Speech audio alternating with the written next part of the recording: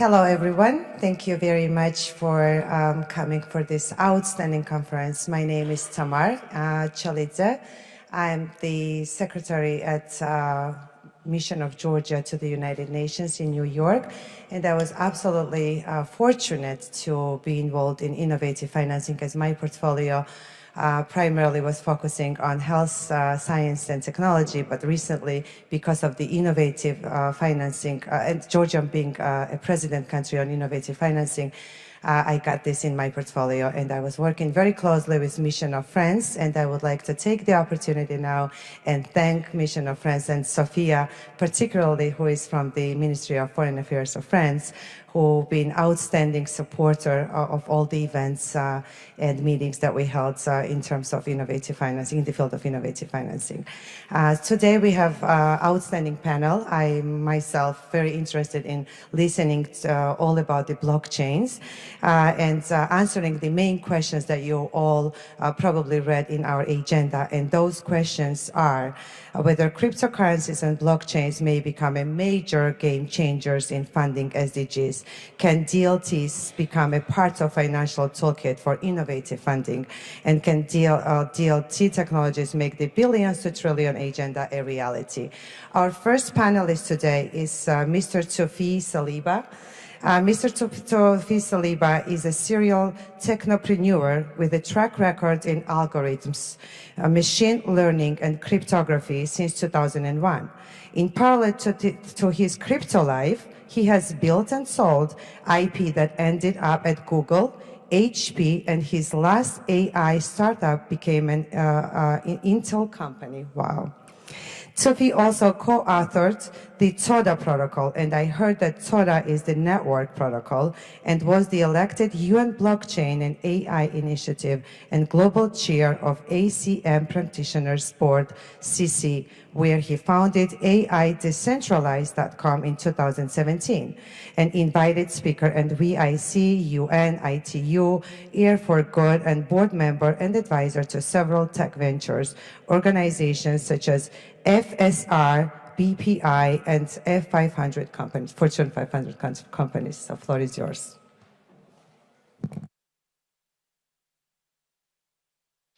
Thank you for having me. It's an honor to be here in Georgia. First time I get to Georgia and Tbilisi, and it's a beautiful city, amazing people. I sense the energy and the potential. What I'm here going to talk about is hopefully something that will educate each and every one of you with things that you did not know before coming here. And I don't have any proposal whatsoever. I'm not really coming to the governor of Georgia or to the world saying like, hey, you gotta do this to get that. In fact, I'm just going to talk about certain elements of the future that I see with a clear lens from where I stand. And I tell folks, do not believe me, do not trust me, come in and verify. But I ask each and every one of you to do the same with other companies, whether it is IBM or Microsoft or whether it is other individuals. So, how many of you have heard of blockchain is synonymous to DLT, which is the distributed ledger technology? Please raise your hand. Okay, so this gets me to the point, why did you hear about it? And it started with something that Deloitte gave the distributed ledger technology. They coined that term, and they wanted to take credit. However, I caution each and every one of you to not listen to folks like Deloitte. And if anybody's here from Deloitte, I'm more than happy to kind of debate them live, because that's harmful to the people. The technology is intended to the people. There hasn't been a single blockchain that is actually distributed. They replicated ledger technology. Blockchain is not about a ledger. It could use a ledger. The same way my mom can use a vacuum does not mean that my mom is a vacuum. Okay? So it's important to not diminish a value of a technology that it's supposed to be revolutionary and treat it as a little evolutionary thing and let folks worry about, you know, little incremental change in what they're doing today. In the last 10 years in the blockchain, we barely got to a maximum of 0.2% global penetration, yet each and every one of you have heard of it. But it's what's yet to come is getting to the remaining 99.8%. Comparatively speaking, if what you have seen, you're on the beach, and you've seen a little wave, and you get excited, yay. What's coming is a tsunami. And with that tsunami, you can be skeptical and say, I don't want to believe that the tsunami is coming. Or you can resist it, doesn't matter, it's going to wash you. The only way it is not going to wash you if you partake in shaping that tsunami. And frankly, countries like Georgia has a phenomenal opportunity to partake in shaping that tsunami. So why the promises of the blockchain are too good to pass on? There are over 150 verticals. Imagine a world where each and every individual that in the last 25 years we've noticed what the internet has done. What did the internet do that is phenomenal to each and every one of you? Phenomenal to every Homo sapien on the planet. It gave more power to the people with information. And it reduced the friction tremendously. Not by 20%, 40%. Email is more than 99.9999% more efficient than a regular mail. That is revolutionary. That is disruptive. And that's what's yet to come in blockchain, where it's user-centric and it's not about the ledger. It's about the individual. It's about each and every one of you, how you're going to power the rest of the world, the rest of Homo sapiens on this planet with a system that is user-centric. We're talking about an opportunity that can be larger than $100 trillion. $100 trillion opportunity is in front of you. You can be skeptical or you can get motivated. If you get motivated and you get only 0.1% of that, the GDP of Georgia today is about $30 billion. Imagine you're able to increase it by 13x only if you get that 0.03%. But if you get to 0.1%, you're able to multiply it by 39. You can multiply your GDP by 39. Georgia can be one of the wealthiest countries on this planet. And we're not talking about 10, 15 years from now. This revolution is happening today. This revolution is hitting everybody on the planet by 2023. Mark my words. 2023, you're gonna remember that crazy guy who came to Georgia with a big beard, little hair that is like a little bit, he looks like an alien, and told you that. I've said it to a lot of other nations, like South Korea wants to partake in this revolution. Unfortunately, I can't replicate myself in every single planet or every single nation, but Switzerland wants to partake, 3 states out of the United States, Canada wants to partake. What does that mean? We haven't really seen people there doing real action until now. Why now? Because what we've seen in that wave is start washing itself and getting rid of lots of scams. There's 90% of this, you know, crypto is all scams. So now, are researchers free? So when we look at that picture, this is Albert Einstein. As a free researcher, brought something to this planet that touching every Homo sapien every day, and that energy, the light bulb that you light, you wouldn't be able to have access to it if not for this man. As much as you think solar power, whatnot, the nuclear power is the predominant thing on this planet. So that's a free researcher. Now, what happened to constrained researchers using the same technology? This is what we get. Now, why am I showing you this? So there's something that in the current blockchain that Georgia partaked tremendously. How many of you are in mining? You know what mining is? Mining? Fantastic, phenomenal. I'd love to talk to you. Mining is what you've seen in mining today is ups and downs and lots of tremendous costs nowadays, and you can't even get what you hope to achieve from that. The current mining is based actually on an exploitation on the Bitcoin protocol that started 6.5 years ago. It's almost 7 years now. That exploitation effectively reduced the bar drastically and put you in a position that you are today, that you might be, you know, facing the wall and might feel that you might want to shut down some of the mining facility or whatnot, but there might be phenomenal opportunity. What the entire world experienced with that 0.2% is a tiny little island. It's called crypto land, let's say. And every single one of you that got into crypto decided you wanted to build bridges or rely on exchanges or whatnot. But I promise you, what's coming with the remaining 99.8% is a bigger land than the existing one that is called the financial system or registry for cars or whatever it is.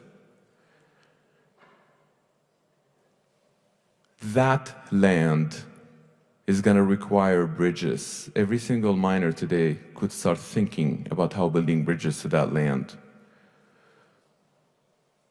It's the current world that's going to start building bridges to the land that covers 99.8% of the planet. So what does that look like? So before we start picking on certain things and the opportunity, how much time do I have? Do I have 5 more minutes? Yeah. Okay, cool. So just one thing that I wanted to mention here that is important. Global prosperity can be an opportunity for everybody. When you look at Madagascar, GDP per capita, $1,560 per year. And every electronic money system is trying to take a piece of that. Instead, if you work on a plan with folks that are trying to increase that GDP per capita to $15,000 and take 20% from the delta, you make a lot more money, and the people on the ground will make more money. So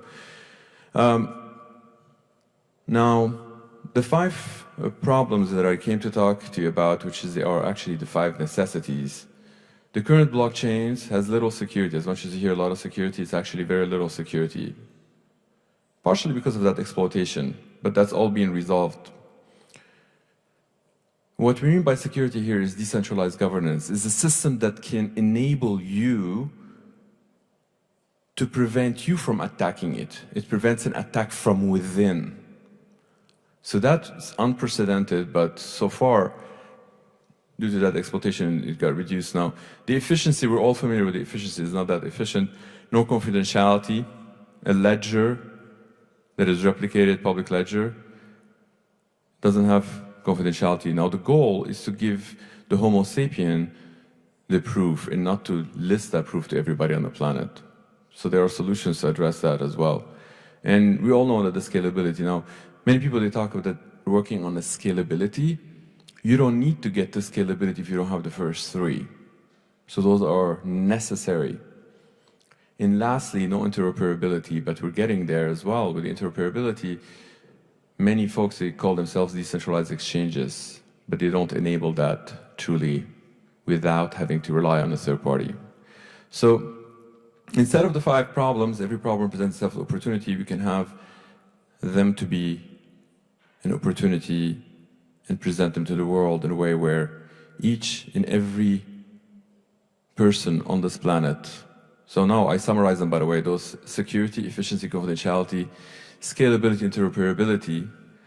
If you look at the first letters, they spell the word, I did it on purpose, by the way, so then you guys remember, because when you wake up in the morning, you want to feel sexy. When you go to sleep, you want to feel sexy. So, you know, that's sexy. Let's be sexy. Instead of talking about things that are negative, we need to talk about the opportunity here. And this is how the world the future is going to look like. Even if I die today, that the future is going to happen. What we're talking about here is that no servers, no cloud, no database, no miners, all machines, same class. We're giving the mining back to the people. And the current miners, they can actually help facilitate that. Not all the miners, we cannot get all the miners. There's not enough room on that ship. We've already got some of them to on board and working on a plan of how to do it. Imagine a world where it's literally running on deterministic distributed computing on devices that already exist, that only require 20-second install for the entire global economy to change. 20 seconds install and you change the entire system without having any dependency on servers, cloud, bank, whatsoever. That is the land that I'm talking about. What does this resemble? A set of instructions that I can give you, such as language, a Georgian language or English language. Once you learn it, nobody can take it away from you, and you're able to communicate between each other. In that set of instructions, they're unstoppable. There's no government that can stop it. There's no central entity that can stop it. It's happening. And I'm hoping you can partake in shaping it and take it as an opportunity rather than obstructing it. Thank you.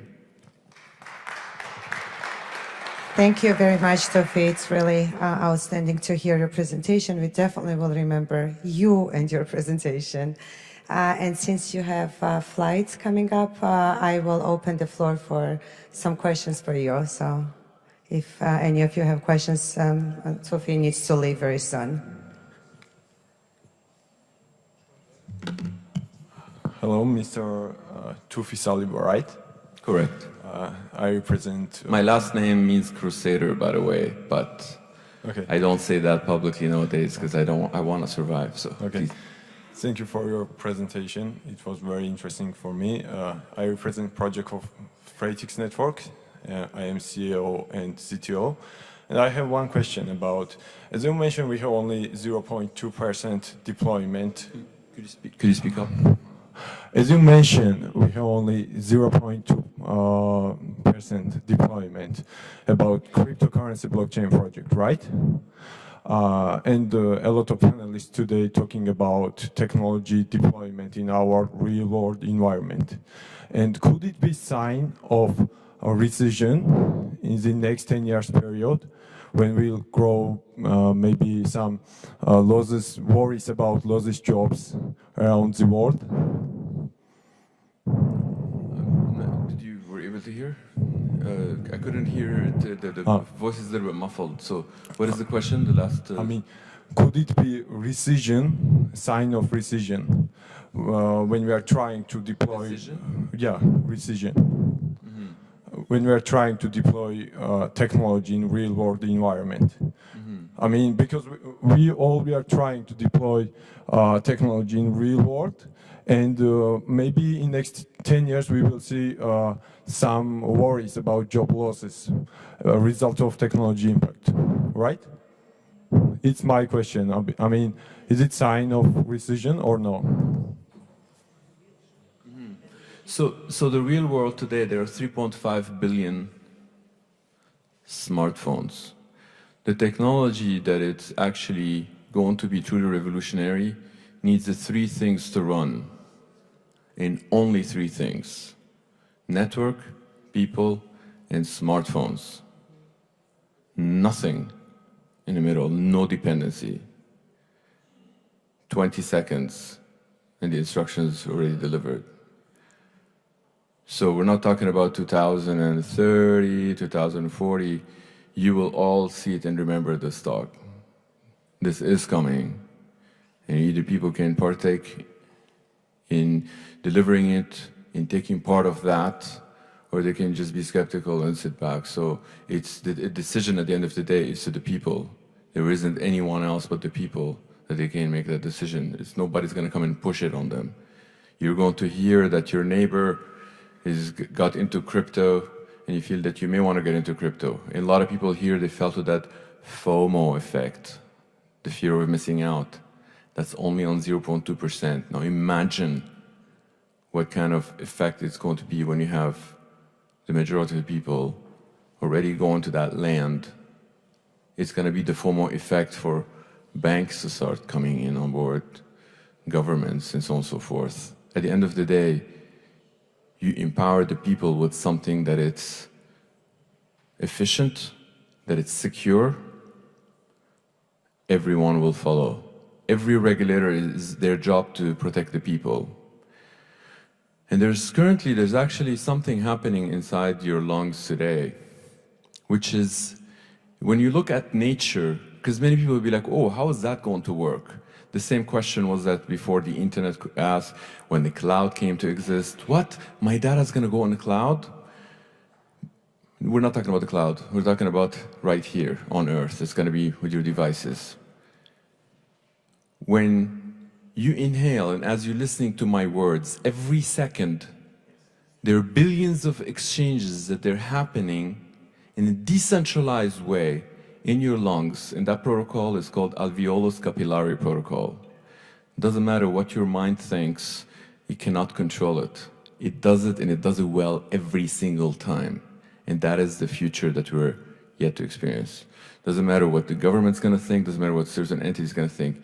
That is the future that is coming, where each and every individual have power over their values. Go ahead.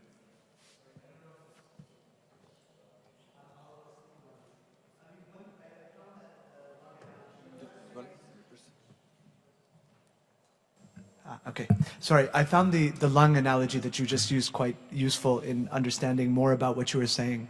And I was wondering if you could give us a sort of practical example or a use case of what you're saying based on one of the many verticals you laid out in the first diagram. Just to help us and the audience in general to understand. So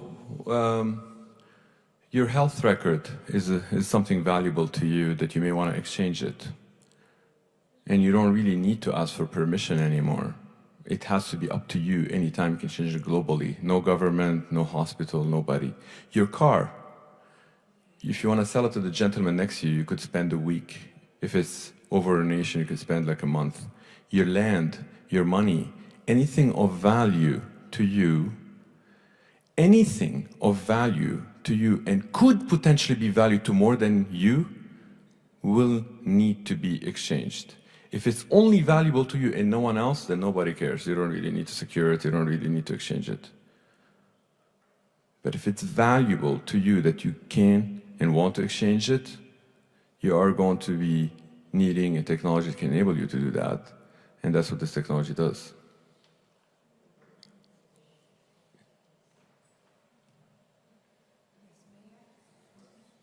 Thank you very much. Excuse me. Yeah, sure. I was. All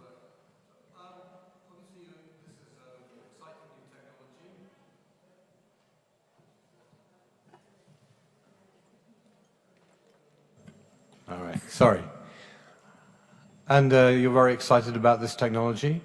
But really, I'd like to know, in very practical terms, what blockchain technology will do in terms of increasing the amount of funds available to meet the Sustainable Development Goals. Just in very clear, concrete terms, Sure. What difference will be made? So the current blockchain, it's actually less efficient than any system that exists today. The current blockchain extracts more value from its users than it gives. Example, Ethereum extracted $3.5 billion from its own users. Everything that I say, don't believe me, don't trust me, come in and verify. And the data is out there. The value that it adds at the end of the day, the true blockchain, is because it's secure by design, it introduces efficiency and power to the people. And what that means, Imagine a world where you can sell and buy a piece of land instantaneously. You can transfer money anywhere in the world instantaneously, fully secure, fully self-governed and whatnot. And the true cost, not the fees that you see in Ethereum today, that's wrong. The fees, they're hiding the cost. The current blockchains, no. The current cost of an Ethereum transaction is about $10. Now imagine you're able to have a world that has much less friction. The laws of physics always win. Any organism in this universe that's able to reduce its friction will have better movement. And when you're enabling everybody on the planet to have less friction, more movement are going to happen, better economy everywhere, and prosperity to everyone. With prosperity to everyone, the example that I gave in, let's say, Madagascar, where everybody's trying to take pieces of their transactions today, that accounts to over 90% of the money that you could donate to them. Even if you donate $10 billion to Madagascar today, the current electronic money system extracts over 90% of that money in 3 years. Imagine there was no extraction of wealth and they can continue to become more prosperous. If they become more prosperous, they're going to buy your product no matter what you sell them, because they're going to want more products. Sorry. Go ahead. We may take one more. Thank you, really fascinating presentation. We have no doubts that this is coming, definitely. But I wonder if you could elaborate on the environmental impact of the technologies of this blockchain. And if you are, I apologize if you are not a right respondent to ask this question, but I'm really interested in this. Thank you. The current blockchain, the exploitation that hit us about 7 years ago, the one that I alluded to, again, that not a lot of people tell you about. Some of the miners in the room, they can tell you how much burn. They don't want the burn. They want to deliver value to the people. That's why they're in mining. But that exploitation got to the burn of where it's at today. And I promise you, if it continues that way, it can burn the entire planet, not metaphorically, literally. But it's not continuing that way. What's yet to come is going to be 99.99999% more efficient than existing system, not 20%, that more efficient, because it's already existing and it's already right there, and it's going to be governed by something, a constant that existed in this world, and it's called the speed of light. Unless you're able to get better than the speed of light in your network, you're not able to break that technology, and that's yet to come. It's not going to be governed by that burn that exists today. And what I said, that it can burn the planet, those that don't believe me, run the numbers. Numbers are unlimited. And if no matter what you do with efficiency, Bitcoin adjusts itself in 2 weeks, and you gotta get more difficult and more difficult. It would literally burn the planet if it continues like that, and it's not going to, and it will be efficient. So when we do expect this new technologies By to come? 2023. Because right now I see that what is going on with the blockchains is really burning the planet. Thank you. By 2023, everybody on the planet will be powered by blockchain one way or another, and it will be the true blockchain. Would you Mark my recommend words. waiting till 2023 to run these new effective technologies rather than increasing the current blockchains? If you get into the current blockchain, you're wasting your time. If you really want to shape it and make it happen in 2023, then you are on top of that tsunami. If you wait, you will be disrupted. If you're a bank, you will not be able to pay your employees anymore. I promise you that. So you can either make it happen, or you can be skeptical, or wait, or you will be washed. The tsunami doesn't exclude anybody.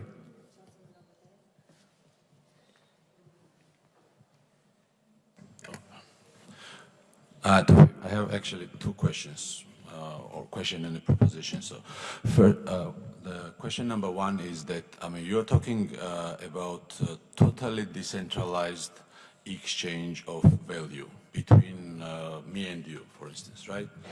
And we're sitting in a parliament, so you're talking this in front of the government, who is collecting taxes. So in order to perform their duties, the government has to collect the taxes. So if you're proposing the system that is totally decentralized, which means also totally out of the control of the government, so how the government is going to perform its duties if everyone after 2023 will start creating value, exchanging value, and by adding the value, not paying taxes for that? That's question number one. And question number two is actually, I'm excited. I met Tofi yesterday. I'm totally excited. I've heard a little bit more than the public over here, and I think Georgia, being the small country, first of all, doesn't have a luxury of just having to listen to this conference to let you go without any results. So that's why I would like to ask you to just put down 3-5 bullet points for the Georgia as the country, the action plan. So I wake up tomorrow, and in order to participate, whatever you are proposing, what should I do? Because I want this country to participate one way or the other. Doesn't matter what the outcome is going to be. The fact that we are small is our competitive advantage, because we can make changes easier and we can adapt easier. So that's why I would like to ask you to put down in few points what the action plan for me, for instance, tomorrow, and also answer the question regarding the control of taxes. So first, regarding taxations, the system can certainly enable people to pay tax more efficiently and be able to be compliant and have a proof of compliance. So it doesn't really restrict that or get people to evade that. The plan for a country like Georgia will need to, if I were to answer you just like out of like that, it needs to be truly planned out, but the focus should be on the outside and not the inside, rather than worry about, oh, I'm going to let this crypto thing in my country and maybe some people, they're not going to pay taxes. Think of the $100 trillion. How much can you get from that into your country? What do I mean by $100 trillion? I'm probably not, I'm being very, very modest here of what's yet to come. So shaping that, looking truly into what make it tick, what make it happen, what make it exist around the world. What does it need? You have the people, you have the nimbleness, you have the agility, and most importantly, you have the desire, and you've proved it by building mining already in Georgia. So you have that desire and you can do something that is extraordinary. So I truly hope that in 2023, I will be coming to Georgia and you'd all remember that this crazy guy is actually right and you participated, and Georgia is on its way to be one of the most prosperous countries on the planet. I have a very quick question. Okay. Hello. First of all, thank you for your presentation, and I would like to know the solution of environmental problem will be for blockchain working on proof of stake instead of proof of work. So perhaps I'm hearing that there's not enough time, and then there's, in all fairness to the rest of the folks here, would you mind sharing my email with everybody here? And I'm more than happy to take on calls, whatnot. I do receive about 5,000 messages addressed to me personally per day, so just give me time, but I will respond to each and every one of you, I promise. Just put the title of the email, Tbilisi, and I will respond. Please share my email, and I'm going to have to leave. And okay. I will ask you a very quick question. First of all, thank you very much. It was really outstanding and very, very informative. I heard the presentation some time ago, like a week ago or so, and they were talking about the something similar to blockchain, and they mentioned the word holochain. I don't know if the technology that you were mentioning has something to do with holochain, and I remember they also mentioned smartphones being used for that matter, rather than the... Frankly, I've looked into the holochain before, and it's not that yet. There is some innovation there. The actual innovation currently that I'm aware of is actually getting Bitcoin to build on it, Ethereum to build on it, and that's not the holochain. It's actually inclusive to everybody on the planet. You can build on it and not a replacement of what's there. I'd like to live in a world where every Satoshi is equal $1 and everybody's able to exchange it. So that's... Great. Thank you very much. Have a safe flight. Thank you very much, and I'm gonna have to go.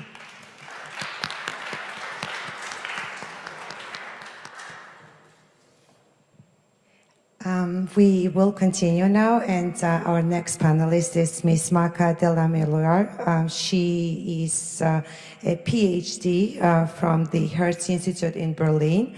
Currently, Maka is a director. She's a director of a research and valorization, and also director of Expertise Center Business Design and Innovation at Antwerp Management School. So, Maka, floor is yours.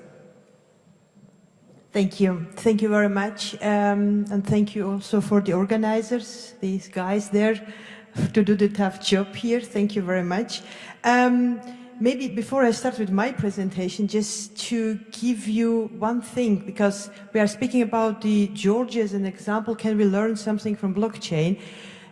Georgia in Europe, at least, I don't know, maybe somewhere else, we see Georgia as an example, as the first country using a blockchain in the real world. So we see this example a little bit later, which is the nicest one I've ever heard and read, and I'm a professor on technology, so you can imagine that I read a lot of things about it. So this is already here. It's not something Georgia has to learn.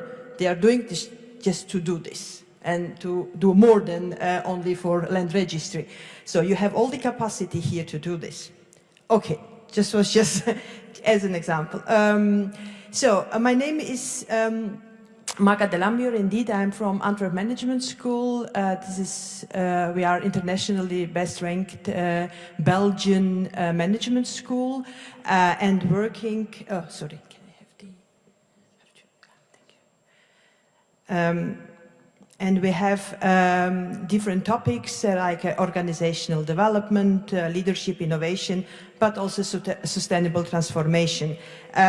So we try within the group of sustainable transformation to measure the progress made so far, and also to understand the challenges in the private and public organizations to do the sustainable transformation.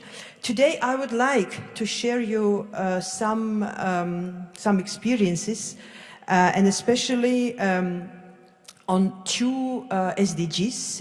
Is it SDG 4 about the quality of education, and number 9, it's about the innovation and science especially. So I would like to focus on these two SDGs because I think that we all know that the education that's it's very important for developing for a country, and if we will do this, then we can solve other SDG problems like environmental protection, energy and food security, and so on. Myself, I'm a good example that a good education can make you as a very strong person. I am educated here as an engineer at the Technical University, not so far away from here. And then I had a chance to go to Germany for my PhD. And this good and profound education helped me to work at the same level, at least at the same level, as my Western colleagues. And all my jobs I've done in academia, but also in industry. So this is a basis of further development.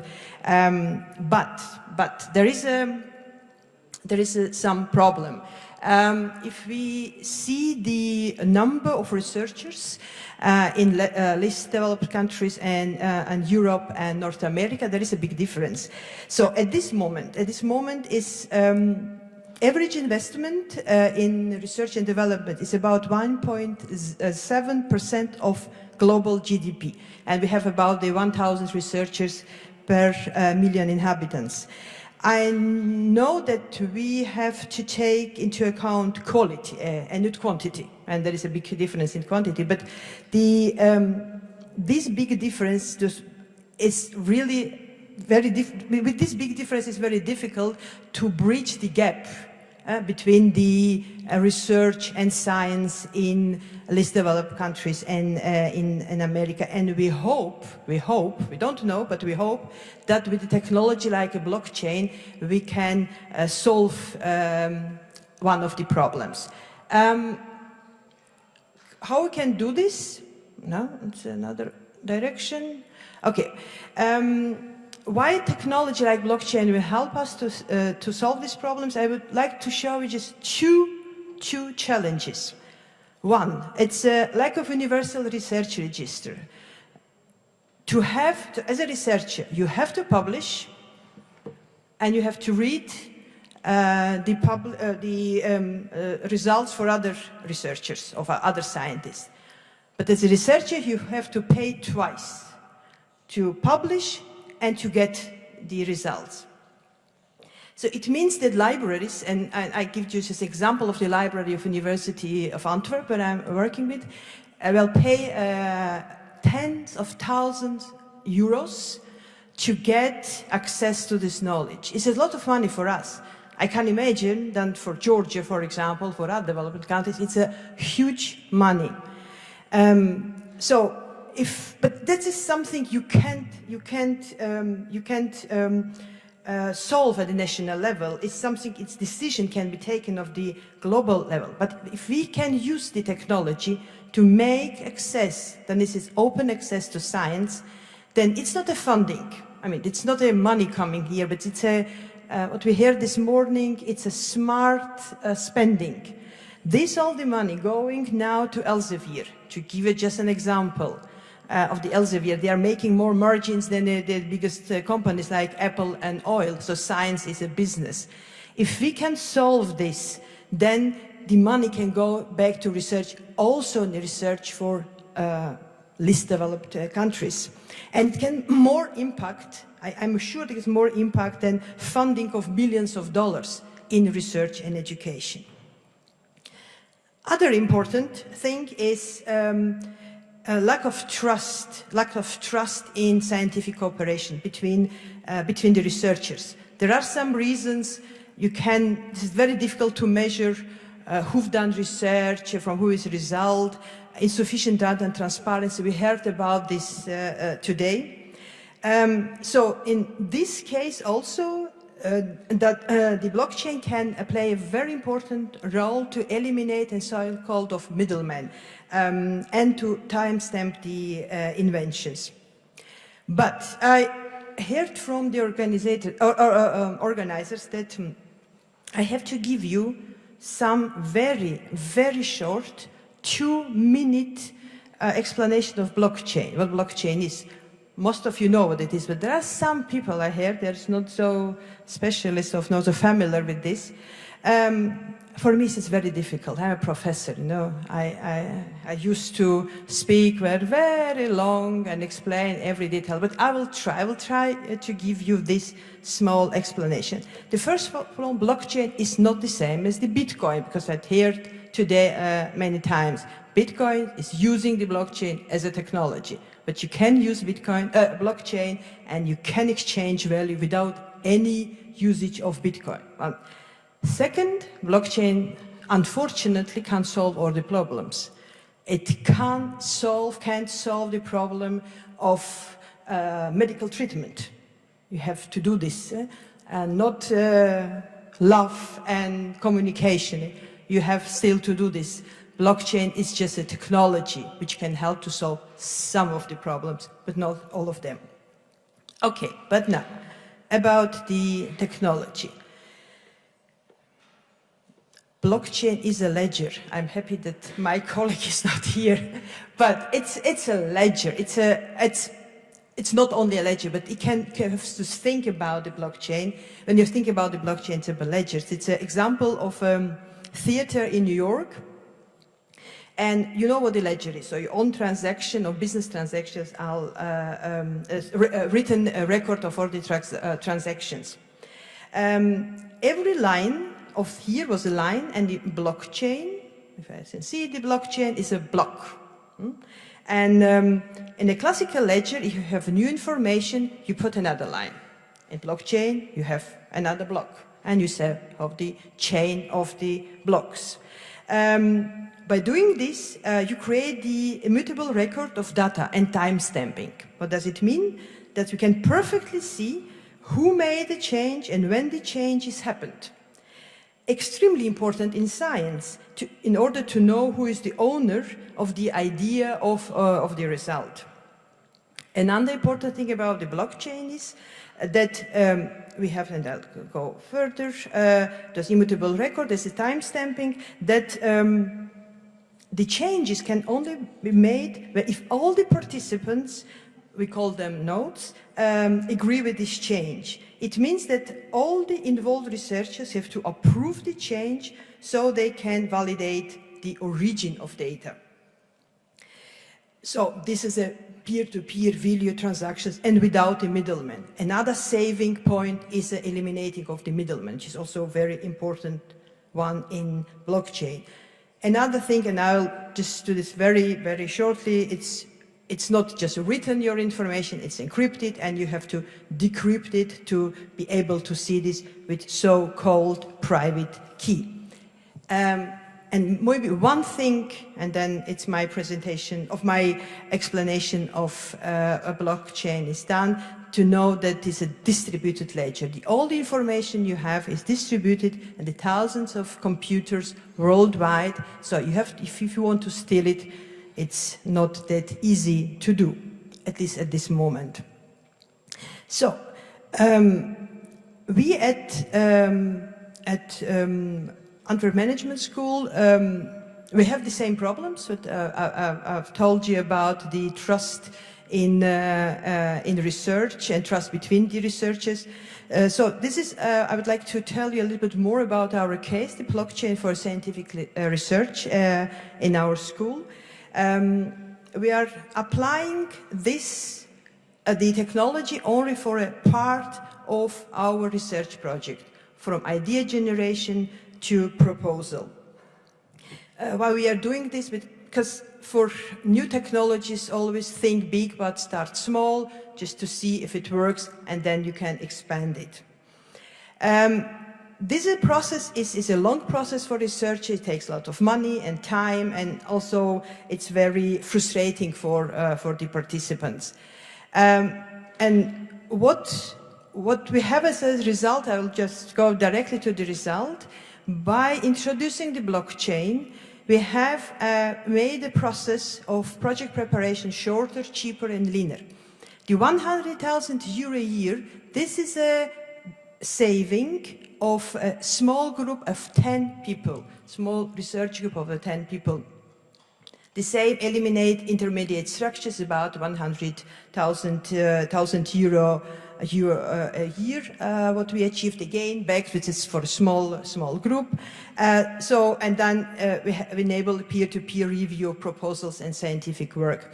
So the total cost savings is about 5% of the total revenue of research group. The bigger the group, of the bigger the project, the bigger the savings. This is the money we can use it and invest it back as research. Project is still in developing phase, but I would like just to share you some lessons learned. So we heard a lot about the blockchain and technology. Believe me, in blockchain, when you're applying the blockchain, it's not a technology, it's not an issue. You will do this. You will find somebody who can help you. The things, it's about the changing the people who has to work with this. And this is the toughest, longest work to do. So this was what we started. We started our blockchain project with usability. but working with usability designers to imitate the process we are doing now, to see really, because if you need to educate the user, you will never do this. They will never change their mind and they'll still doing the same. A blockchain project brings also profound changes in organization. It's a distributed ledger, nobody is responsible for nothing, or we are responsible for everything, but it doesn't work this way. The people want to know who is responsible for what. No middleman, whom ask if something goes wrong. If something is wrong with your credit card, you are going to bank and ask them, what happened with my bank credit card? Can you help me? In this case, you have nobody, no middleman. You have to solve your problems yourself. And this is a very important thing. And for Europe, expertise needed in law and regulations, because the immutable record of the blockchain versus the GDPR regulations, it's very difficult thing to do. So we have it will take a lot of time to deal with this issue. So it's about the lessons learned from the project so far.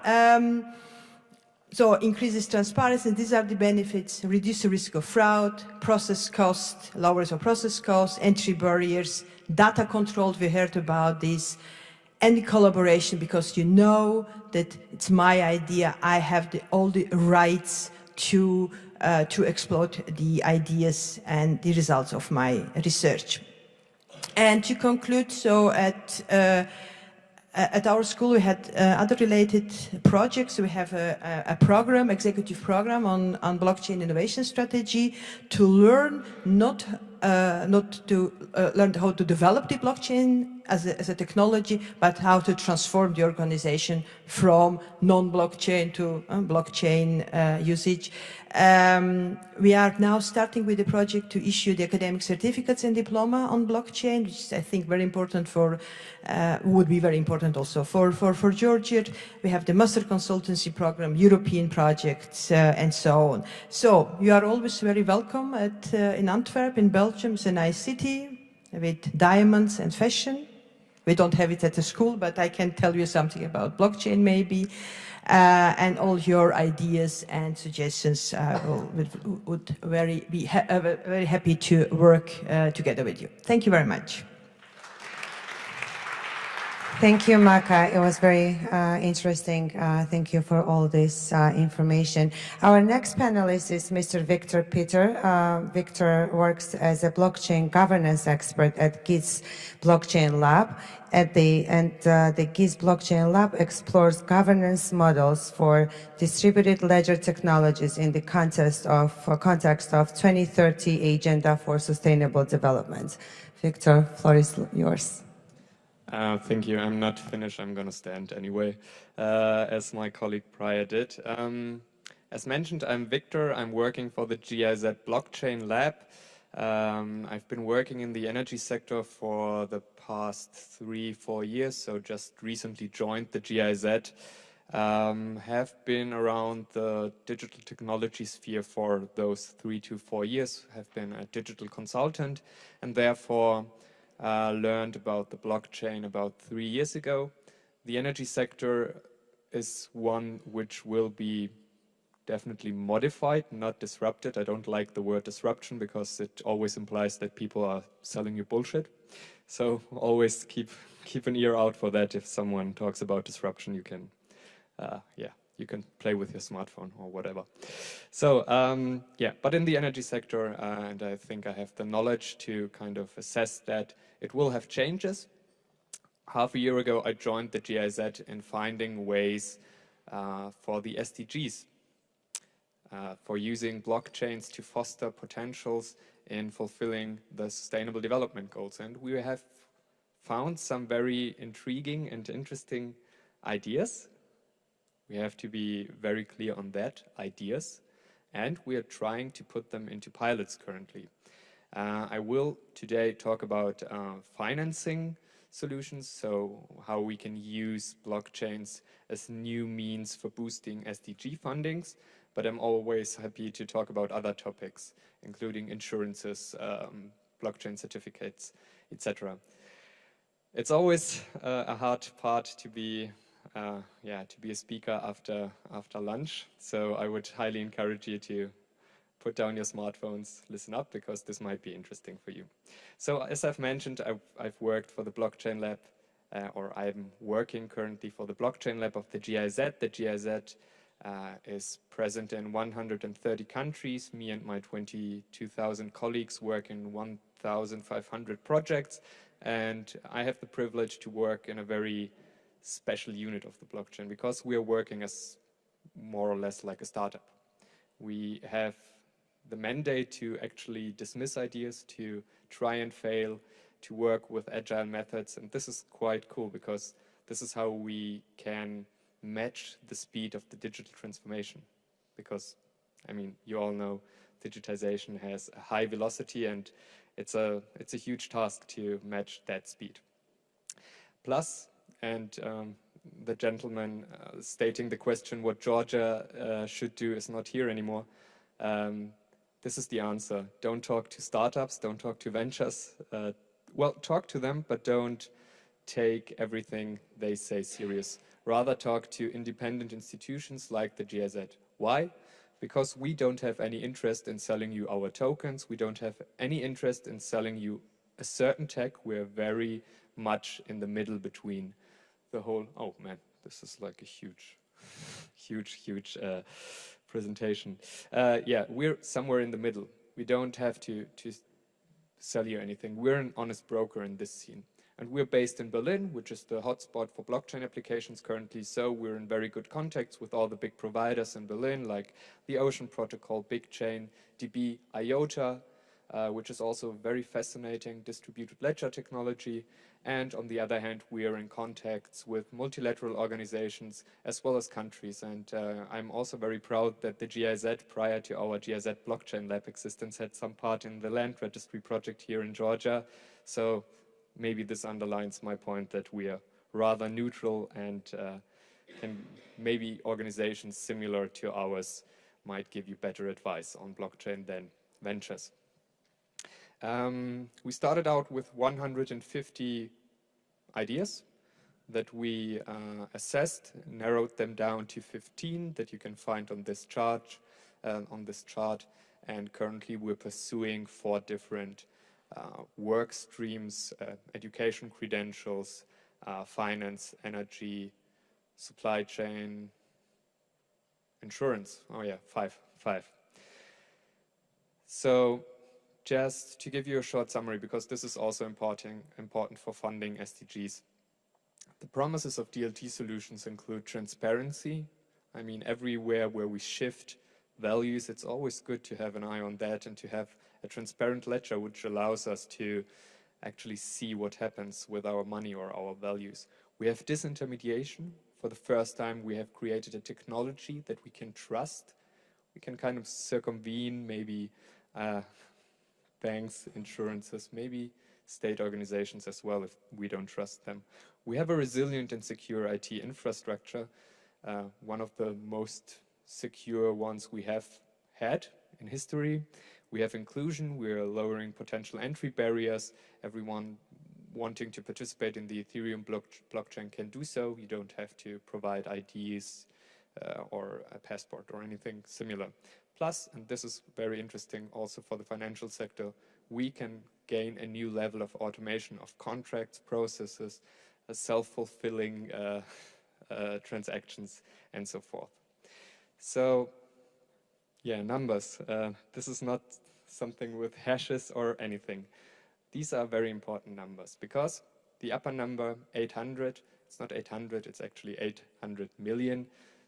This is the amount of people who are currently depending on remittances.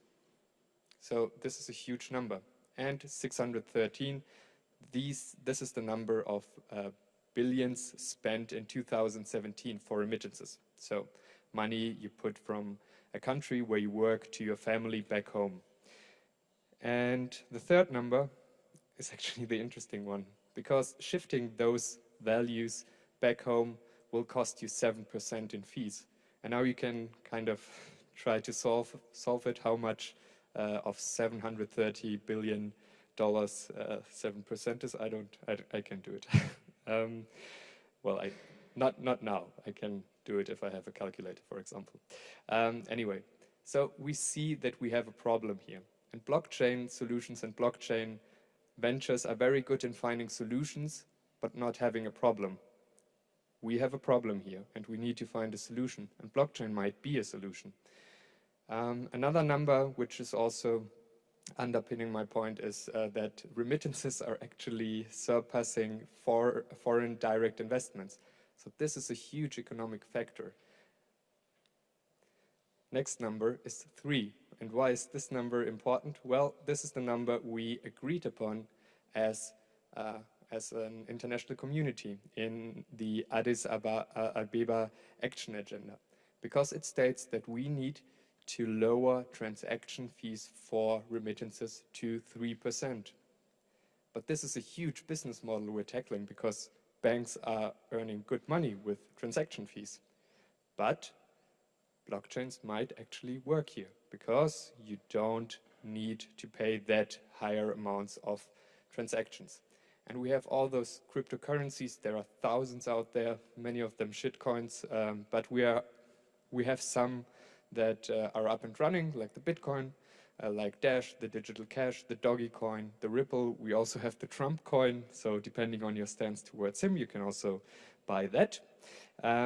But this is also very volatile, because, as you might know, or as you might read, the value of Bitcoin shifted largely in the last year. I think about a year ago it was at 20,000. I think now it's 2.5K, so a very high volatility.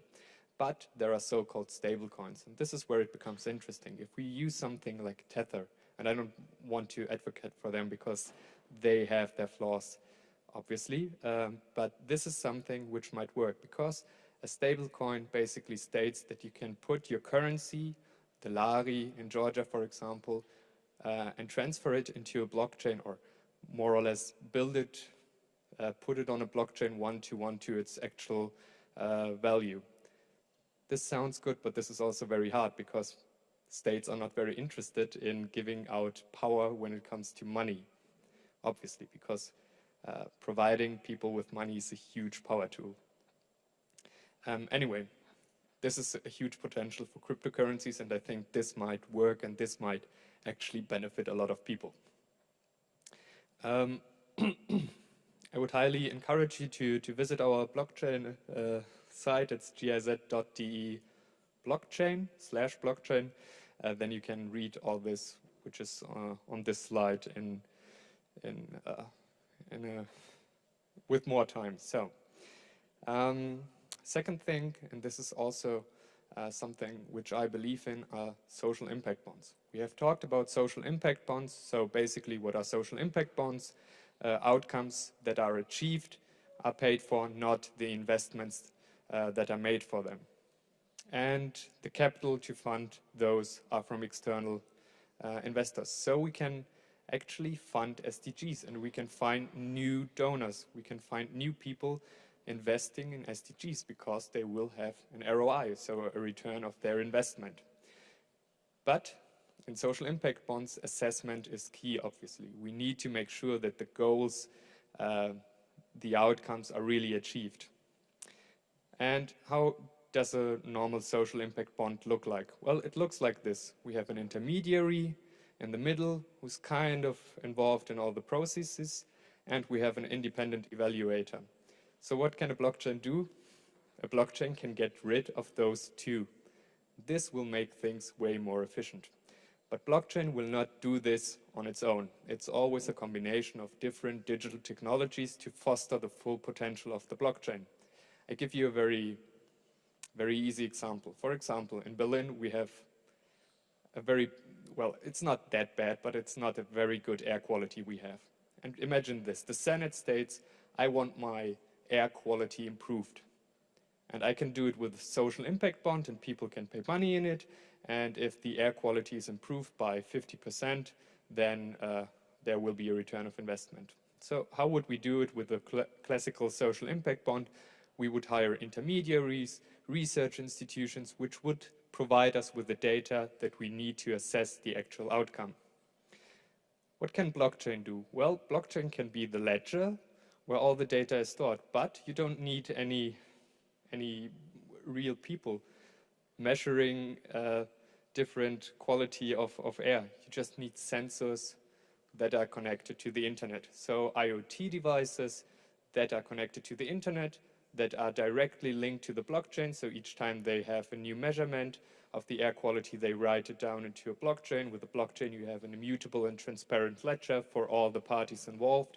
You don't have to pay research institutions. You don't have to pay people running around the streets with, I don't know, sensors or anything in their hand, which does not mean that research institutions are obsolete, but maybe they need to shift. So basically what we are trying to do, or what will be the future, are smart impact bonds. So bonds that are funding themselves or that are using different digital technologies to actually assess the outcome of such things. So the human factor will be cut out in a way.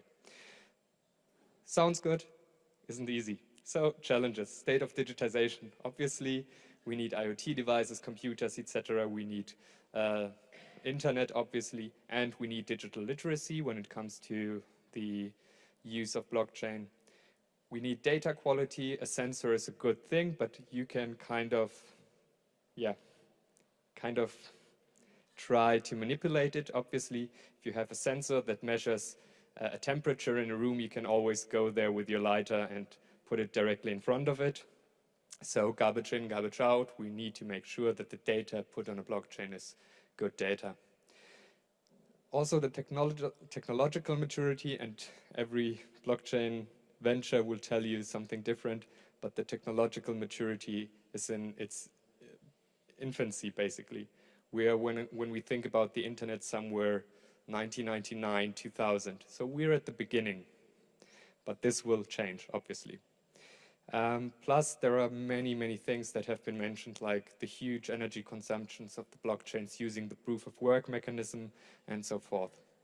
Smart contracts are also a very interesting thing, but they are also challenging because they are not that smart and they are not contracts. They are IT. That's it. You can't have a legally binding smart contract. You need to change the regulatory framework to do so, and states are very hesitant when it comes to that. And at the end, data sovereignty is also very, very crucial when it comes to the implementation of different blockchain solutions. So our outcome of our blockchain lab is, when it comes to designing a pilot, is what we need to consider. Are there incentives for change? So is there an interest in smart impact bonds? Or is this something which sounds good on paper and in our heads? Or is there an incentive for remittances or recipients of remittances to actually use a blockchain?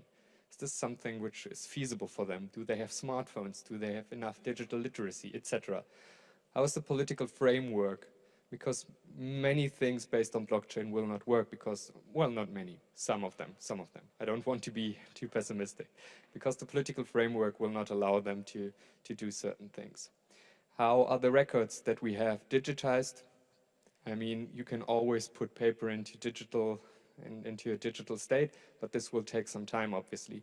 How is the data quality? How can you make sure that you don't have garbage data coming into your blockchain? How is the regulatory environment, which is not the political framework, which is more precisely, when it comes to the energy sector, for example, this is not something by the political framework, this is something by the energy ministry or the regulatory authorities. How is the state of digitization in general? Do we have a high smartphone penetration? Do we have enough bandwidth, etc.? And at the end, and this is something which you also stated, at the end comes the blockchain architecture, because you can build many things with blockchains, but not many things will make sense if you don't go through the other points. So this is it. I'm rather sick today, so I'm happy that my voice didn't let me down. I would highly encourage you to write me an email, follow us on Twitter, and if you have any questions, I'd be happy to answer them.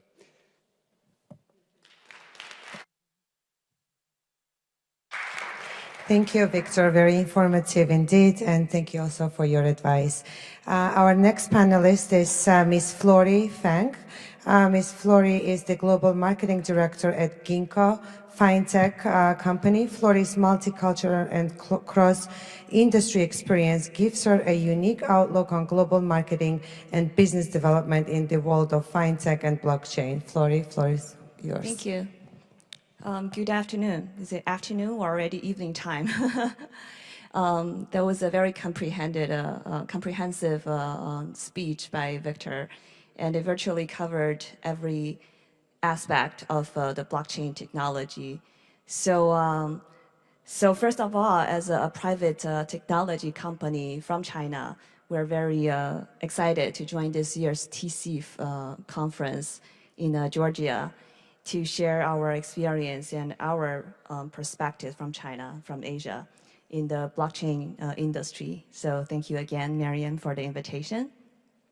As you see, this is a beautiful night view of Shanghai, Shanghai Pudong, the financial district of China.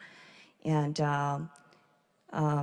usually, with this presentation of our CEO, he will specifically point out the location of our office, which is the Bank of China Tower. And this building was featured in the Mission Impossible 3, where Tom Cruise has jumped off from the building. That is our office. So I think today China is in the center of the tension of a lot of economical and political development.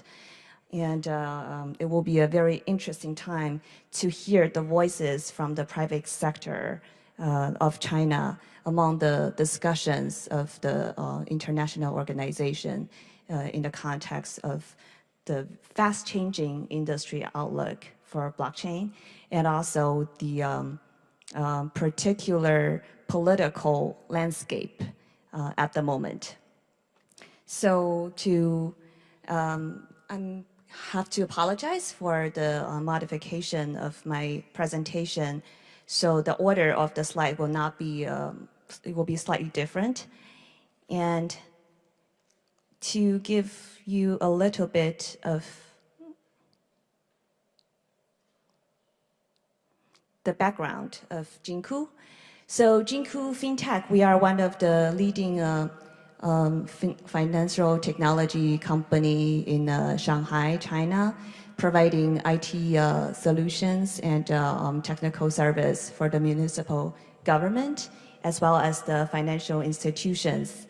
And since 2 years ago, we started deploying permission chain, so private blockchain solutions for our existing clients. So I will not go too much into the concept of the blockchain as technology, but also we have deployed a number of different use cases, and this might be more interesting to share with the audience here, because as we understand, China has been always at the forefront of experimenting the application of a new technology because of the relatively loose policies and the freedom of experimentation, which is a fortune for us in the IT field. So Ginkgo, we are one of the 12 members of the Minister of Industry and Information Technology, and this year we represented China to help draft the international ISO blockchain standard in London. It was a great honor. And last year we actually built the China Central Bank's CIPS system, which is the Chinese version of SWIFT, to establish the cross-border payment platform, especially for the One Belt, One Road countries. And then in the past 2 years, we have built various blockchain solutions to serve the financial institutions as well as government. To give you a few examples, let me go to This slide, it talks about the industry trend, which is still constantly changing. Well, we always look at the blockchain as, especially in the current phase, transitioning from the early stage of hype, sort of its effect to draw fundraising and at a relatively low cost and low barrier, to the future of the development of the technology, which is the early majority stage in the chart. And I'm sure everybody's really looking forward to the fast approaching of the next stage versus the current stage is relatively more of a speculation. And that's why we're happy to share really the implementation, even though it's a proof of concept case, but I think it still has great meanings for this industry. So in terms of the use cases, on the public level, because in the past 2 years we have probably deployed 26, if that's the correct number, in total of use cases serving various different entities. So on the public level, we have built for the city of Pinghu government the IoT garbage classification chain that was in 2017. And this year, in 2018, we just finished a government subsidy chain for the city of Guangzhou. And next month, we'll be also building a marathon chain for the city of Hainan as a way to bring the transparency and efficiency of the social governance and also to empower the smart city initiative. And on the financial institution level, because Jinku we have 80 plus financial institution clients. So, I mean, in the early stage of the blockchain application, China UnionPay and Standard Chartered and various banks, they wanted to test out the possibility of utilizing blockchain solution to replace their current existing the data system to increase efficiency and reduce cost. So that's why we have built for China UnionPay, we built the credit card mileage reward point chain system for them. And also for the SME credit chain, that's one of the cases that we have successfully deployed for the Xiamen Credit Bureau to encourage the small private loan institutions to share the encrypted data to enhance the SME financing initiative. And this was a case that's also shared by the World Bank at their SME summit last year in Berlin. Well, on the individual level, our company has built a number of different platforms as a bridge to connect the fans with their idols. So what we call the fans economy, and this is this industry has reached a big number of audience currently, because as our next generation, sometimes it's difficult to understand why they are in favor of certain idols, of a certain celebrity or a certain soccer player. And really after we have entered into this space, it's astounding that how much star power the certain celebrities can have on our next generations. And so it's really a very diversified industry outlooks for the application of this technology. And so that's why in the past we try to really vision blockchain as what we call the universal connector, meaning that with this platform we can actually help reach the general public that are usually unbanked, unheard, and uncared for. And this is where we see the possibility of bringing the SDG goals into more closely with the development of blockchain. And actually this week, we are partnering with one of the Global SDG Award nominated partners to deploy a project called the Trusted Voice, where we can help tell the story of the refugee camp in Mexico on our own Trusted Voice social media platform. And I think this is one of the reasons why all the global organizations are paying so much attention to blockchain as a disruptive. You know, I think we need to be fair about the effect that this technology is bringing, the impact to our societies, because I always like to go back to 2008, when the Bitcoin was created. It was a disruptive technology, Bitcoin, because in the midst of all the disarray of the financial crisis, people lost their trust. And up until today, with all the tech giants in US, in China, there are all sorts of problems and scandals and manipulation of data, and it's just why we are so optimistic about this technology. Not because it's not perfect. It's very in its very early stage in terms of the security, the technology, but it gives us hope for building a trust economy. And I believe this is the concept that we believe in after working in this field for relatively 2 years. Is not a long time, but you know, in China, we love to evolve over the shorter period of time because we love to take on the experience and sometimes lessons from the early adoptions.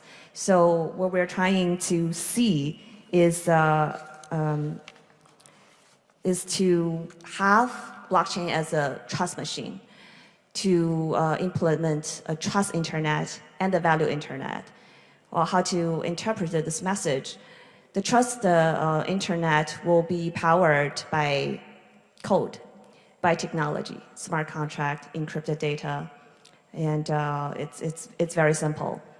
Back to the origin of challenging the centralized system, whereas it's a financial system or it's a technology system, we don't want to compromise our privacy of data and the freedom of using multiple currencies in different stage, in different countries with limitation, a lot of limitation, especially in China.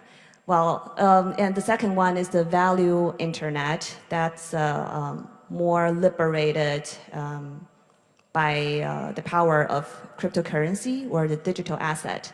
And well, there are a number of different financial mechanisms that are going to help largely with the value internet, the value transfer. And we're very happy to see that. And so trust economy is a concept that Jingku believes in.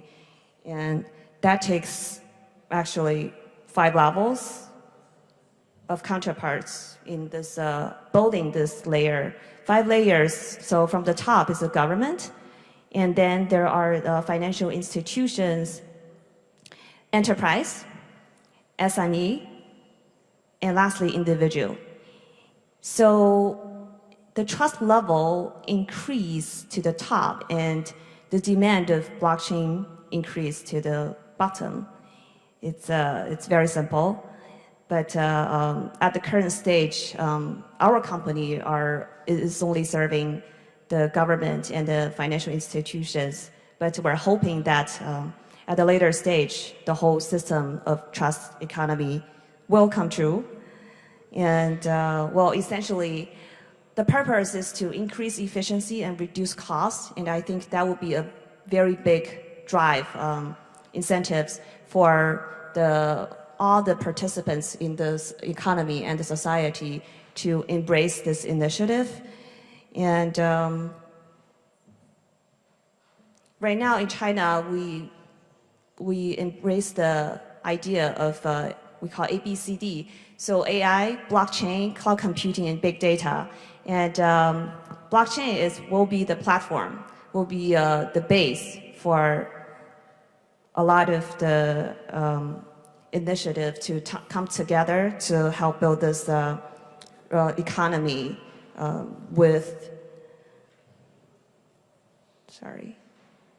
So these are the use cases because it's very technical. And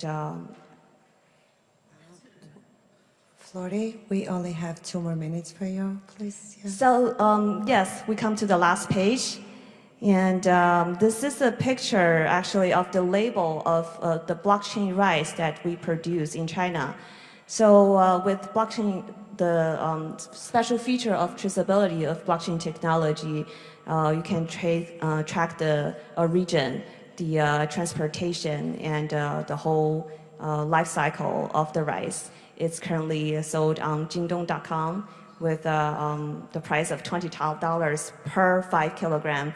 And so we believe blockchain should be green, inclusive, and productive. And it should be for everybody to, we hope that everybody can build a trust economy together. And lastly, let me mention that given the recent shift of attention from crypto to blockchain technology, we're very happy to see that China is playing is the leading power in the application and the implementation of blockchain, because we're very excited to see that in October at the World Investment Forum held by the UNCTAD. Not sure how to pronounce this from the UN acronym. But Binance, which is one of the biggest crypto exchange, has launched its first blockchain charity foundation portal. So people now can donate your Bitcoin, Ethereum, and BNB to donate to the charity foundations with 100% of transparency. I believe that we'll see more and more applications and collaborations between the private sector and the public sector, and to help address the SDG goals from a more fundamental level. Thank you very much. Thank you very much, Flori. It was an outstanding presentation, and my apologies that I reminded you of 2 minutes. That being said, we only have 15 more minutes left, even less, so that means that we have to have for Q&A. So Miriam, floor is yours. Miriam is the head of project management department at National Agency of Public Registry. Thank you. Last but not least, I say at this time, right? Thanks for having me here. Thanks for inviting. I'll try to keep it very, very short. Well, I want to present our project. Can I have my presentation? So, yeah, this is Mariam Turashvili. National Agency of Public Registry is the legal entity of public law under the Ministry of Justice of Georgia. That's not me. So, well, I can talk without that as well. It's okay if it's not ready. I just wanted to show you the overview of Georgia, first of all, how great this country is. And so in the last decade, the economic growth of Georgia was very stable, and we also managed to reduce the red tape and corruption in the country. We largely liberalized the economy and improved the business environment. So doing business in Georgia is really easy and fun. So recently, the last World Bank Doing Business rankings also proved the same. We are number 2 out of 189 countries in terms of ease of starting business in Georgia. National Agency of Public Registry is the organization actually registering businesses in Georgia. So it was created in 2004, And it was a very important step made to unify, like in creation of a unified registration system here. You know that Georgia is post-Soviet country, and in Soviet Union there was no private property. So the information about the property was scattered in different organizations, and we really needed a system where we could have this information unified. So that was an APR. When it was created, the reform started in 4 major directions: institutional, legislative, technological, and administrative. The main emphasis was put on technological development in order to provide fast, cheap, and secure services to the citizens. So it's not only business registry or the land registry. At an APR, we also registered the tax, land, mortgage, public law restrictions, political unions, municipalities, and we also have the geodesy mapping and cadastre there. So, any news? Okay, so we talk about decentralization a lot. We talk about decentralized ledgers a lot. So what is the decentralized? Here we are. So, okay, I'll try to go through the slides. You can see the low tax rates here, and also that Georgia has a very high positions in terms of efficient and transparent government, in terms of doing business or economic freedom, and also we have the least level of corruption in the region, and we are really very proud of it. So the achievements of an APR, we already talked about that. So yeah, we're on decentralization. So what does it mean, decentralization, first of all, in terms of blockchain, right? Decentralized communication.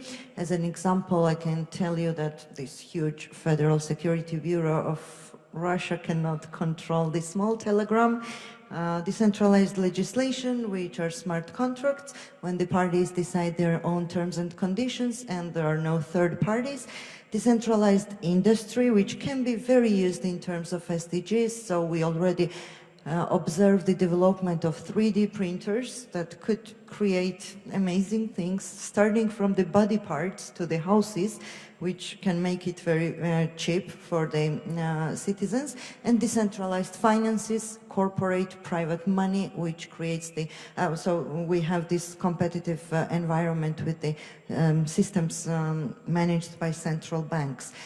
So, but this development brings the new challenges as well. In terms of cybersecurity, we know this, all the hybrid and warfares.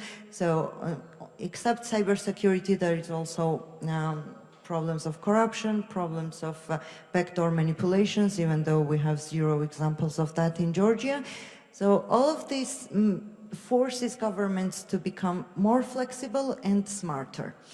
And here comes the blockchain, which you know that, already know that is one of the solutions, which brings everyone to the highest level of accountability, which brings the new dimension of democracy, which is not only distributed, but also uncorrupted or incorrupted ledger.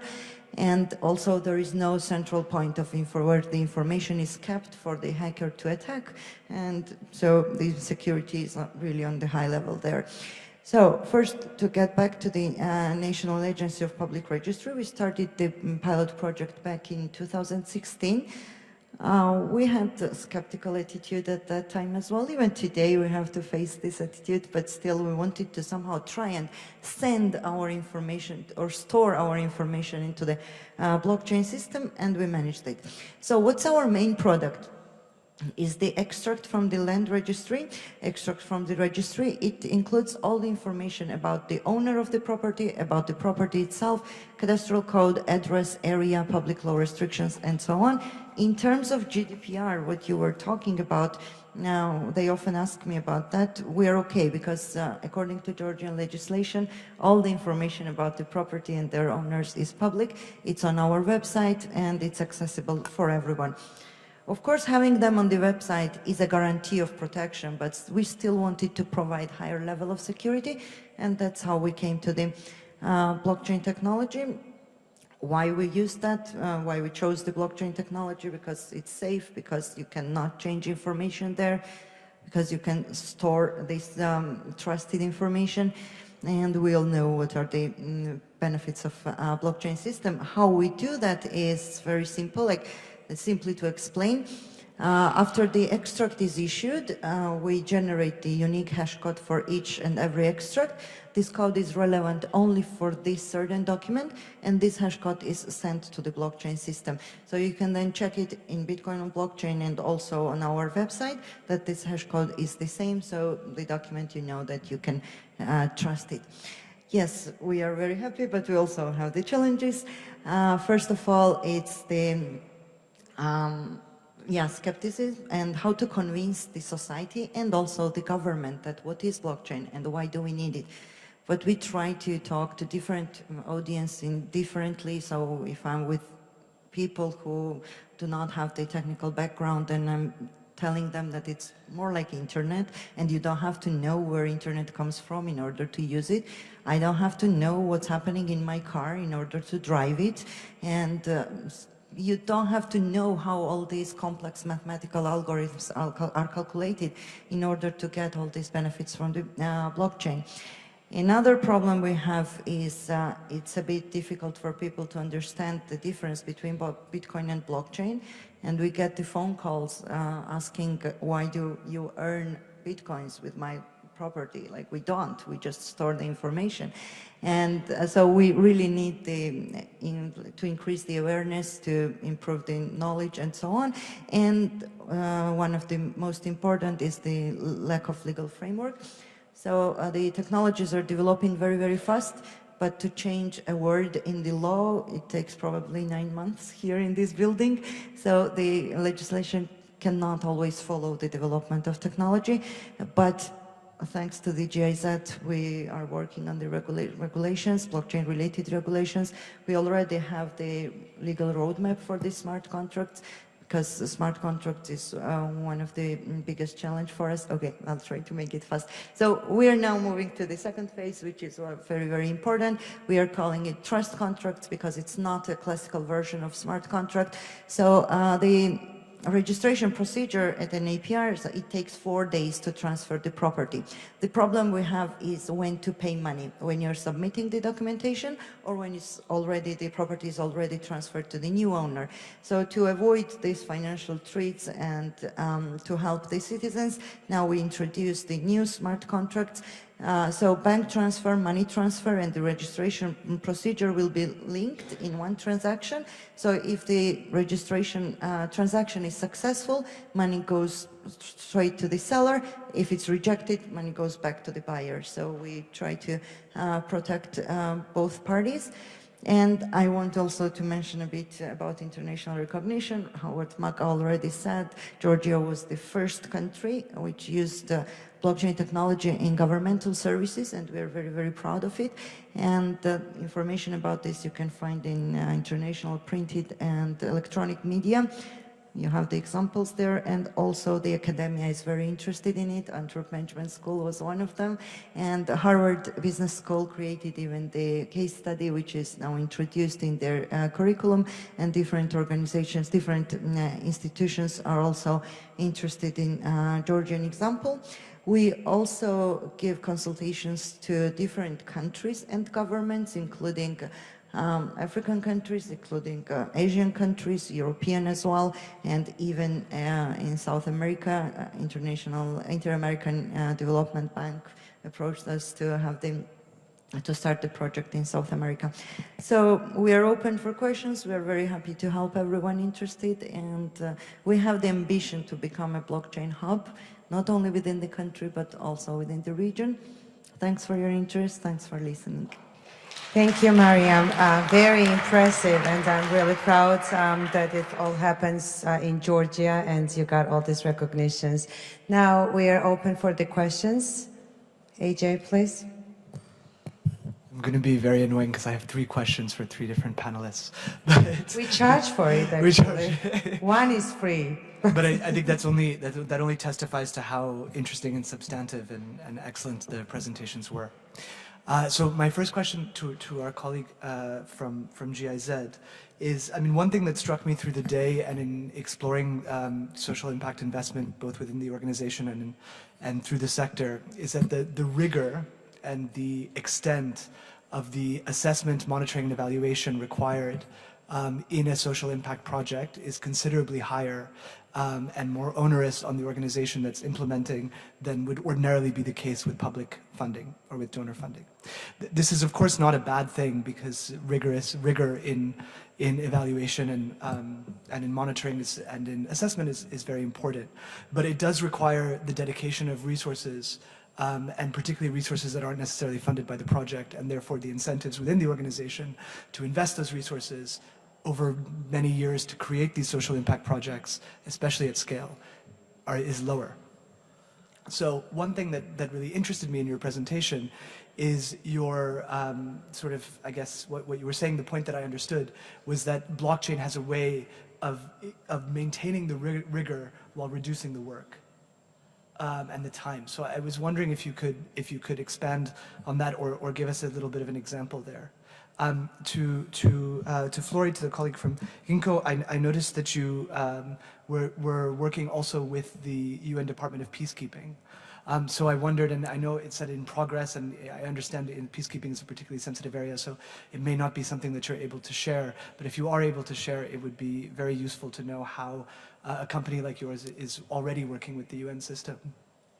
And to the distinguished representative from Georgia, my question is this. I mean, it seems that Georgia is extremely far advanced, actually, for many countries, amongst countries in the implementation of blockchain within your own services. And I know that you're also quite far advanced in terms of e-governance and the e-governance agenda and the digitalization of services. So I guess my question is one, is there a role for the UN in supporting that work? And two, or is it, which is perfectly acceptable in many ways preferable for a country to say, no, we can do it ourselves and we actually don't need international assistance. And secondly, you know, if there is a role for the UN, or in general, what are the areas, the key priority areas for Georgia going forward in the implementation of blockchain technology? Thank you, and I'm sorry for the lengthy question. Thank you, AJ. I think that's a very comprehensive questions. Thank you for the questions. We all look forward to the answers. I think, Victor, will you start?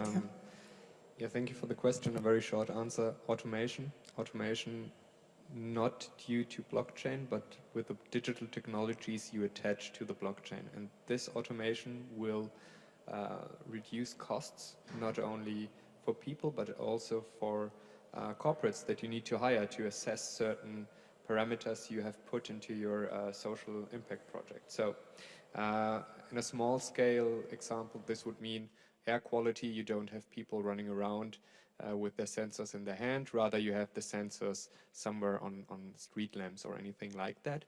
Plus, you don't need to evaluate the data that you get provided, for example, by a research institution, because the sensor will directly write into the blockchain, into this immutable ledger, so you can be sure that it is actually true and don't have to kind of prove that and check your data. If you think larger scale, the tokenizing of climate emissions is very, very interesting. And if you think that we can kind of put this into a blockchain logic and measure it with as many sensors, with big data in the background, which will check for plausibility flaws, for example, this might be very cool. I've talked to a few people about it. I'm not convinced of their solutions yet, but this might change actually quite a lot. It will not be disruptive, but it will change definitely a lot. But we can elaborate on that later on if you want to. Thank you, Victor. I think next is for Flori.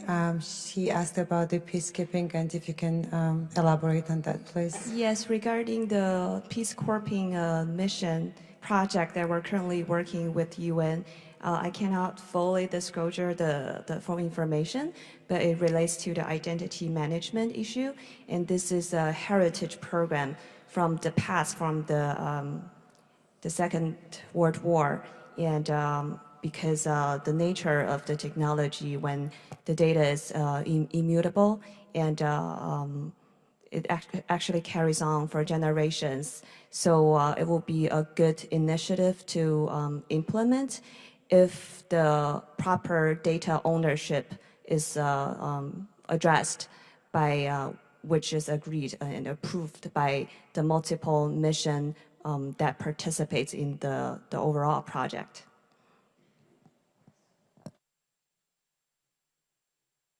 Miriam is the last but not least, with two questions actually. Thank you for your question. So far, from international donors or organizations, GIZ was the only one who was interested in this project, because it was, again, back in 2016. At the time, blockchain was not that big, how you can hear it every day in every single corner. But it doesn't mean that we don't need it. We will really appreciate any kind of help. Right now we're talking with EBRD, and we really hope that UN also could assist. In terms of SDGs, the obligation of an APR is to register by 2030 to register 80% of land, and to increase the female land ownership by 10 or 15%. So we would love to help any kind of, we would love to have any kind of help provided by the international organizations, as long as we are not funded by the government budget. So we are on the self-financing, and we would appreciate. Can you tell us if there is any role that you can see that UN can play in supporting this? No, yeah, he was asking, what kind of role UN can play. What would be your advice? Was it the question, Jay? We can talk about it separately, because it's a very, very big topic. I think in terms of increasing awareness, in terms of trainings, in terms of, again, we have the developers. Right now we're using Bitcoin blockchain, right? But if we will plan to have our private blockchain, then we will need our developers to be the blockchain developers, right? So we are lacking the education, we are lacking the expertise. We will totally love to have the capacity building, first of all, from UN. And also now we're working on the strategy, but it's like our voluntary work, let's say. So to decide, the gentleman was asking about the action plan for Georgia. So we're working on the strategy, which is not only the Ministry of Justice or NAPR, but also about digital identity, also about the apostilles and other notary verified documentation, also Ministry of Finance and taxation based on blockchain, also the education and so on, agriculture. There are many, many topics we could really work on to be ready for the tsunami Mr. Saliba mentioned. Thank you for your presentations. Everybody was so erudite. So I have two quick questions. One is, what kind of fields do you have to be in to understand or develop this? I mean, is this an engineering, a physics? What is your backgrounds quickly? And second of all, in terms of application, which is really important to achieve the SDGs, we heard about Mexican refugees and property rights for women. All of this sounds very realistic. What about for SDG 3 in health? What kind of applications are there for blockchain? Thank you, Jody, for your questions. Any of you volunteers to answer the question? First one, okay, Maka. For the background, the blockchain developers, these are the engineers. Yeah, okay. Yeah, that you have to have some knowledge in technical knowledge, that we say, to do this. But you need also other specialists to be able really to implement and to apply the blockchain to your real cases. So it's much broader, just have an engineer and it's everything done. I think the examples we saw here, it's much broader. So you see the people who can also be able to do the change management in the organization, to educate them. So it's broader, but it's a technical stuff, really, developers. Maybe just to add, the experience we made, if you have a solely IT team, they will have a solution. They will lack the problem, though. And I mean, the more diverse the team is, the more or the better the result will be. For example, in our team, we have, I'm a political scientist, but we have a philosopher as well. We have someone with a computer engineering degree. We have, or we had, an behavioral economist to just understand how incentives work, etc. So the more diverse, the better. Then you can kind of kill the flaws in the project. And what about the health applications? I didn't hear the health applications. So they already talked in the previous session about the health issues. I just wanted to add the role of AI, for example, in terms of health. So in the blockchain, if in every corner of the world, of the planet, there will be information provided to blockchain, then it will be so much easier to identify the possible epidemic. There will be, the information is the power, we say, right? So the blockchain is the thing where we can store this information, which is reliable, and then we can somehow identify what might, the problems that might come up in the future. That's all I wanted to add. My background is in law. I'm not a health expert.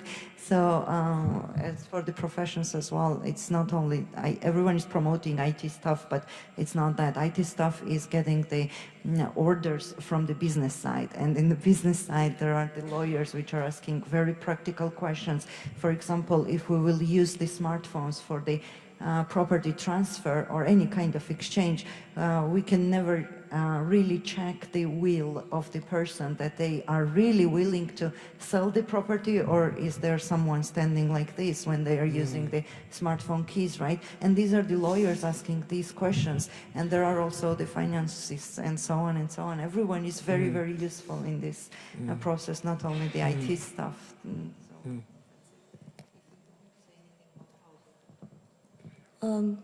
Yeah, can I just help answer the first question? I think blockchain is really a tool, it's a technology, and it's a tool. And we call it blockchain plus. Blockchain can plus everything. So blockchain plus AI, plus IoT, plus big data, plus cloud computing.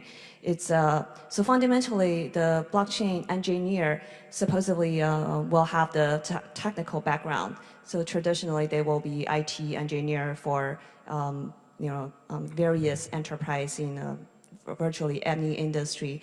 But also from the project point of view, blockchain can serve many different industries and many different economies. So the industry people who understand the pain point, the problems of, say, healthcare or agriculture, what issues needs to be addressed, those are the also very important skills and knowledge and experience to have to put the right tool in the right place. And that's how we look at blockchain.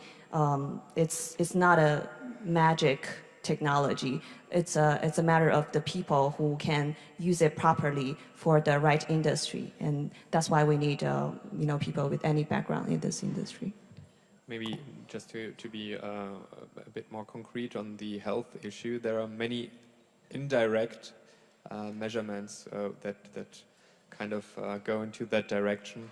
For example, if you put the certificates of doctors into a blockchain, so you can make sure that your doctor actually is a doctor, this is one thing which has an indirect influence. But or if you use track and trace solutions based on blockchains for drugs, this has also an indirect influence on the health sector.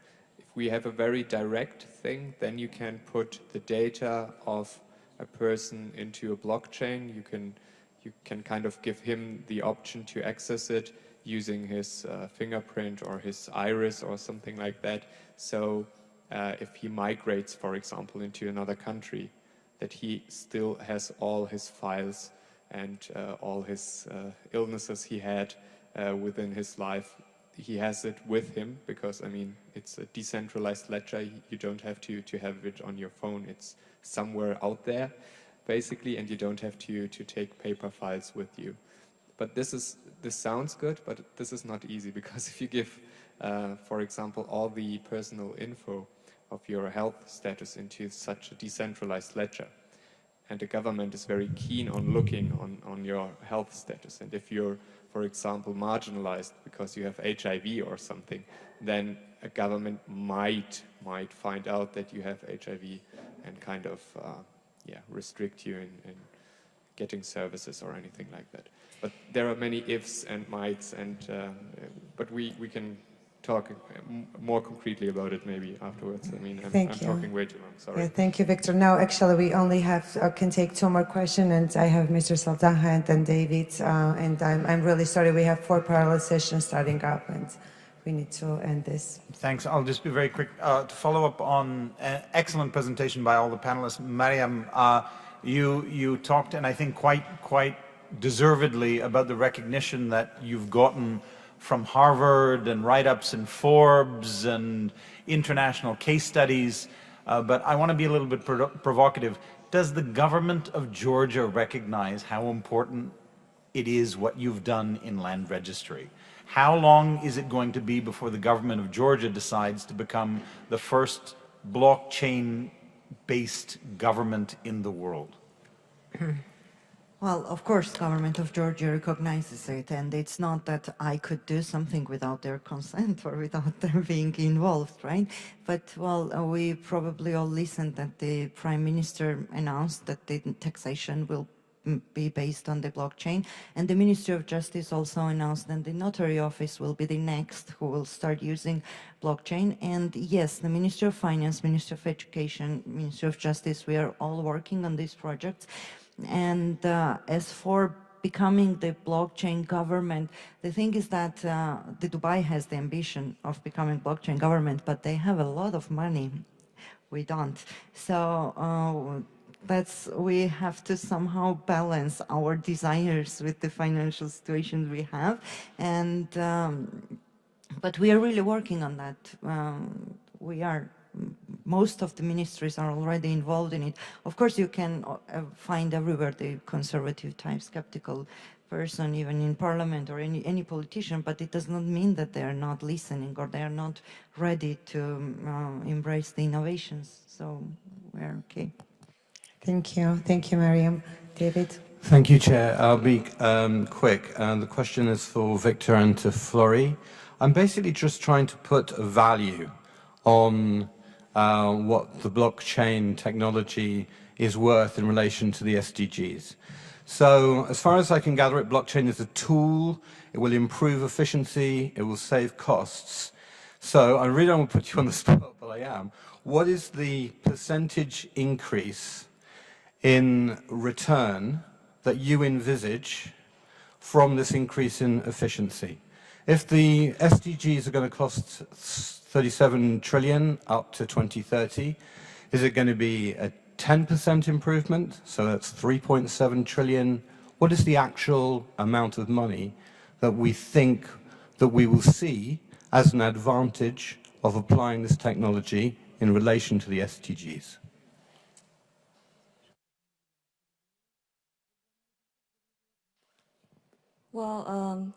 Well, I guess my opinion will be coming from the private sector again, from the financial institutions and global banks. My source of information is that each year, if all the global banks are replacing the current data warehouse with blockchain system, it will save which is several 10 billion plus, US dollars. And that's an estimation with all the global banks using blockchain, which is an ideal scenario. But we have to look at the incentives, the motivation behind sacrificing the position of the centralization system, the banking system. So that's always a controversy. That's why I think the technology is moving not at a full speed because of the conflict of interest. Very quickly. Very good question. Very hard to answer. I make it very quick. There is an estimation that by the year of 2025, 10% of the global GDP will be based on blockchain. So let's say 10%. It was really very quick and informative. Thank you. Thank you, all panelists. Now we have 4 parallel sessions, and after the parallel sessions, which will last about an hour, we all come back here for the conclusions. So thank you very much.